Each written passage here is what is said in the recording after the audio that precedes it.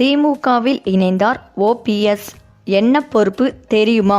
அதாவது எந்த காலத்திலும் வைத்தியலிங்கம் எந்த இயக்கத்திற்கும் செல்ல மாட்டார் என்பதை உறுதியாக சொல்ல முடியும் என்று முன்னாள் முதல்வர் ஓ பன்னீர்செல்வம் தெரிவித்துள்ளார்.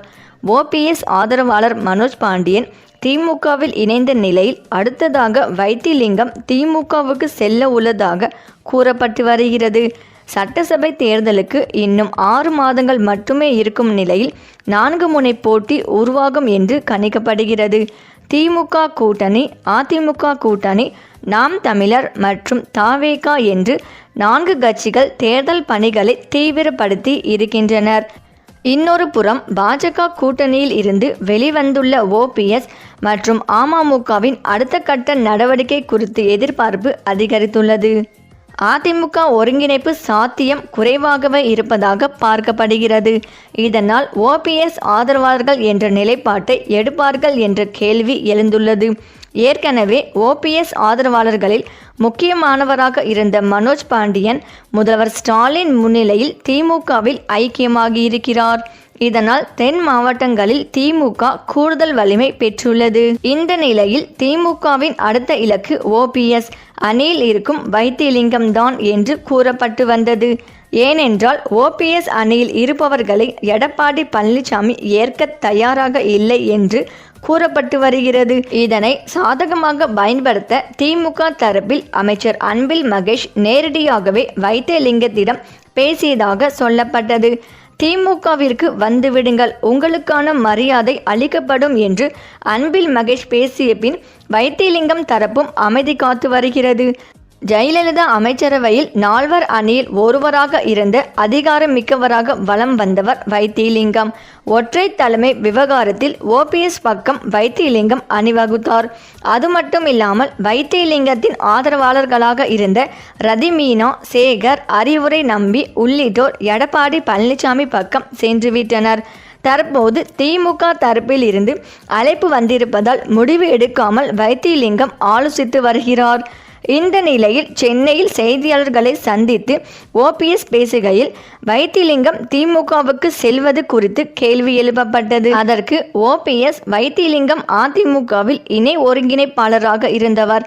தற்போது அதிமுக தொண்டர் உரிமை மீட்பு குழு தரப்பில் சட்ட போராட்டம் நடந்து வருகிறது.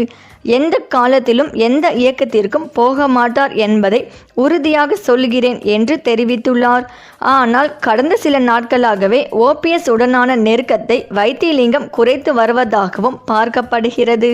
இந்த நிலையில் முதல்வர் முன்னிலையில் திமுகவில் இணைந்தார் ஓபிஎஸ் ஆதரவாளர் மனோஜ் பாண்டியன்.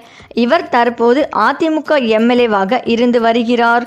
தீவிர ஓபிஎஸ் ஆதரவாளர் என்பது மட்டுமின்றி திமுகவுக்கு சிம்ம சப்பனமாக இருந்து மறைந்த சபாநாயகர் பிஎச் பாண்டியனின் மகன் என்பதும் குறிப்பிடத்தக்கது. அதிமுகவில் எழுந்துள்ள உட்கட்சி மோதல் காரணமாக பலர் திமுகவுக்கு சென்று கொண்டிருப்பதுடன் திமுகவில் சேரும் மனநிலையிலும் உள்ளனர். ஏற்கனவே அதிமுகவில் இருந்து நீக்கப்பட்ட ஓபிஎஸ் திமுக தலைவரை சந்தித்து பேசியது சலசலப்பை ஏற்படுத்திய நிலையில் அவர் அடுத்ததாக திமுக ஆட்சிதான் அமையும் என பேசியது அவர் திமுகவில் விரைவில் இணைவார் என்பதை சூசகமாக சுட்டிக்காட்டியது. அதேபோல் சமீபத்தில் ஓபிஎஸ் டிடிவியுடன் இணைந்து செங்கோட்டையனும் அதிமுகவுக்கு எதிராக களமிறங்கிய நிலையில் எடப்பாடியை வீழ்த்தும் வரை ஓயமாட்டோம் என்று சூளுரைத்தனர். இவர்களுடன் திமுகவில் இணைய வாய்ப்பு இருப்பதாக தகவல்கள் பரவி வருகின்றன.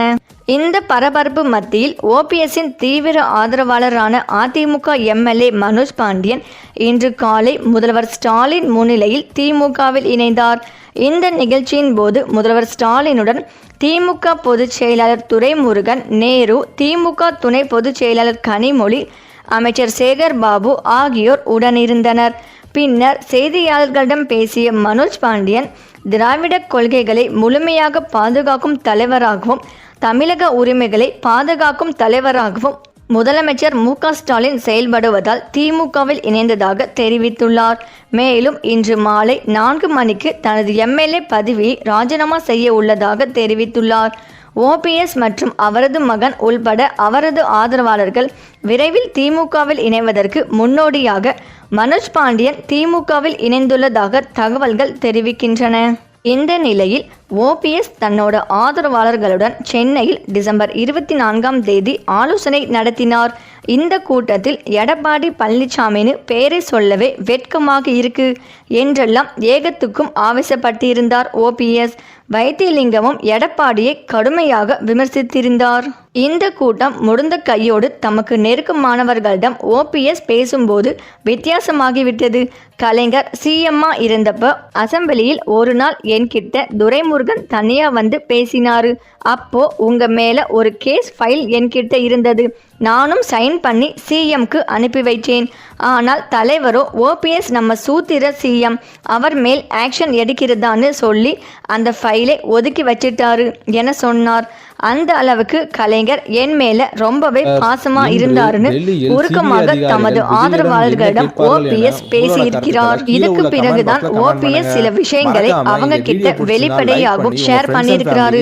இதை பத்தி ஓபிஎஸ் மிக நெருக்கமானவங்க கிட்ட நாம் பேசினப்ப டிசம்பர் கடைசியில் சென்னையில் நடந்த ஆலோசனை கூட்டத்தில் எங்க யார்கிட்டையும் ஒரு துண்டு சீட்டை கொடுத்து நாம் எந்த கூட்டணிக்கு போகலாம்னு டிக் பண்ணி தர சொன்னாரு. அந்த துண்டு சீட்டில் டிடின்னு எழுதியிருந்துச்சு. டிஎம்கே டிடிவிகே நாங்களும் டிக் செஞ்சு கொடுத்தோம். அதில் பெரும்பாலானவங்க விஜய் தாவேகாவுடன் கூட்டணி வைக்கலாம்னு சொல்லி இருந்தோம். ஆனால் அண்ணனுக்கோ வைத்தியலிங்கம் போன்றவர்களுக்கோ விஜய் கூட கூட்டணி சேர விருப்பம் இல்லைன்னு பின்னாடி தான் தெரிஞ்சிட்டோம். அதே நேரத்தில் அண்ணன் கலைஞரை பற்றியும் திமுகவை பற்றியும் கரிசனையாகவும் பேசினாரு. நாங்களும் என்னன்னே திமுகவை பற்றி பாசிட்டிவாக பேசுகிறீங்கன்னு கேட்டுவிட்டோம். அப்போ தான் திமுக சைடில் இருந்து நம்ம கிட்ட பேசுகிறாங்க. நாம் திமுகவிலே சேரணும்னு விரும்புகிறாங்க. நானும் சரின்னு பேசியிருக்கேன். நல்ல பதவியும் நம்ம ஆட்களுக்கு சீட்டும் கொடுத்தா முடிவு எடுத்துலாம்னு இருக்கேன்னு கூலாகவே சொன்னார். நாங்களும் அப்படியா அண்ணேன்னு கேட்டுட்டு அடுத்த முடிவுக்காக வெயிட் பண்ணுறோம் என்றனர். திமுக பக்கம் விசாரிச்சப்ப ஆமாங்க சார், ஓபிஎஸ் பேசிக்கிட்டு தான் இருக்காரு. எங்களை பொறுத்த வரைக்கும் விஜய் தாவேகா சைடு ஸ்ட்ரென்த் ஆகிடக்கூடாதுன்னு தான் சில மூவ் செஞ்சுட்டு இருக்கோம். அதனால ஓபிஎஸ் கிட்டையும் பேசுகிறோம். ஓபிஎஸும் திமுகவில் இணையறதுக்கு ஓகேன்னு சொன்னார். ஓபிஎஸோட முடிவை பற்றி சிஎம் ஸ்டாலின் கிட்ட சொன்னோம். ஓபிஎஸ்ஐ பொறுத்த வரைக்கும் 2 முறை சிஎம்மா இருக்கேன். ஜெயலலிதா பீரியட் கட்சி பொருளாளராகவும் அவங்களுக்கு பின் அதிமுகவின் ஒருங்கிணைப்பாளராகவும் இருந்தேன். அந்த ரேஞ்சுக்கு தகுந்த மாதிரி திமுகவில் இணை பொதுச் செயலாளர் பதவி கொடுத்தா நல்லா இருக்கும்னு சொல்றாரு. எலெக்ஷனையும் எங்கள் ஆட்களுக்கு 10 சீட் வேணும்னு கேட்கிறான்னு சிஎம் கிட்ட சொன்னோம்.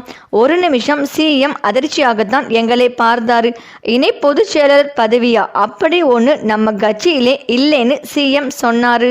சரி, முதல்ல அவரை வந்து திமுகவில் சேர சொல்லுங்க, பின்பு அவருக்கு தேவையான மரியாதை நாம் கொடுப்போம் என்று சொல்லிவிட்டார் சிஎம். சரி, இந்த வீடியோ பற்றிய உங்கள் கருத்துக்களை கமெண்ட்ல சொல்லுங்க. மேலும் இந்த வீடியோ உங்களுக்கு பிடித்திருந்தால் லைக் பண்ணுங்க, ஷேர் பண்ணுங்க, மறக்காம நம்ம சேனலை சப்ஸ்கிரைப் பண்ணிக்கோங்க. தேங்க்ஸ் ஃபார் வாட்சிங்.